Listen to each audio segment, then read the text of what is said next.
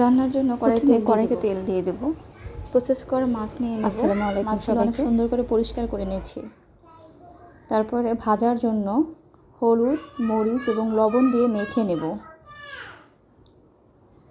যাতে মাছগুলো সুন্দর করে ভাজা যায়। দেখতেই পাচ্ছেন মাছগুলো ভাজার জন্য রেডি করা হচ্ছে।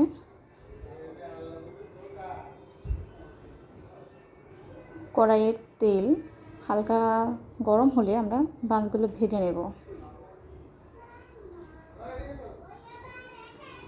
মাছ ভাজা হয়ে গেলে কড়াই থেকে উঠিয়ে নিয়ে সেই তেলের ভিতরে পেঁয়াজ মরিচ দিয়ে দেব।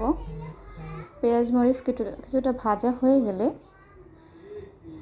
তেলের ভিতরে হলুদের গুঁড়ো, মরিচের গুঁড়ো এবং লবণ দিয়ে দেব কষানোর জন্য। তারপরে কিছুটা পানি অ্যাড করে অল্প আঁচে কষিয়ে নেব। অল্প আঁচে কষিয়ে নেব যেন পুড়ে না যায়। কষানো হয়ে গেলে ওর ভিতরে আমি মূলা দিয়ে দেব এবং আবারও কিছুক্ষণের জন্য ঢেকে দেব, যাতে মূলাটা সেদ্ধ হয়ে কষানো হয়ে যায়। কষানো হয়ে গেলে মূলার ভিতরে ঝোলের জন্য পানি দেব এবং পানিটা একটু গরম হয়ে আসলে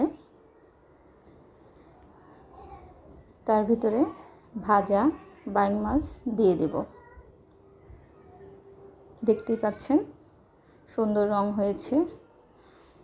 এখন অপেক্ষা করব রান্না শেষ হওয়ার জন্য। রান্না শেষ হওয়ার আগে আগে লবণ চাখবো এবং ধনেপাতা দিয়ে রান্না শেষ করব। শীতকালীন সবজি আমার কাছে তো খুবই পছন্দ। আশা করি আপনাদের পছন্দ হবে। প্রথম ভিডিও